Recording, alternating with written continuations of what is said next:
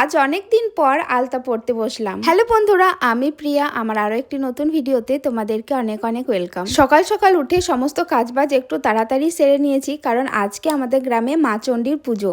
আর এদিকে আমি আলতা পরার পর শাশুড়ি মাকেও কিন্তু আলতা পরিয়ে দিয়েছি। অনেকদিন পর আবার আলতা পরলাম। শেষ মনে হয় কালী পুজোর সময় আলতা পরেছিলাম। পা ফেটে যাওয়ার ভয়ে এখন আলতা পরাই হয় না। তো যাই হোক, আলতা পরার পর আমি এখন চললাম ঝাঁট দিতে। বাড়ির সমস্ত কাজবাজ তো হয়ে গেছে, এখন আমি এসেছি বাইরের দিকটা ঝাঁট দিতে। আমাদের মা চণ্ডীকে পুরো গ্রামই ঘোরানো হয়। আর এইদিকে আমি ঝাঁট দিয়ে দিলাম, তারপর মা বড় করে দুটো মারুলি দিয়ে দেবে। যে মা চণ্ডী ঠাকুরটাকে মাথায় নিয়ে পুরো গ্রাম ঘুরবে, তাকে পা ধোয়াবো। ওই জন্য দেখো চান টান করে তো আমি একদম রেডি হয়ে গিয়েছি। আর এইদিকে দেখো ঠাকুর কিন্তু চলেও এসেছে। প্রত্যেক বছর তো শাশুড়ি মাই পা ধোয়ায়, কিন্তু এবছর বললো আমাকে ধোয়ানোর জন্য।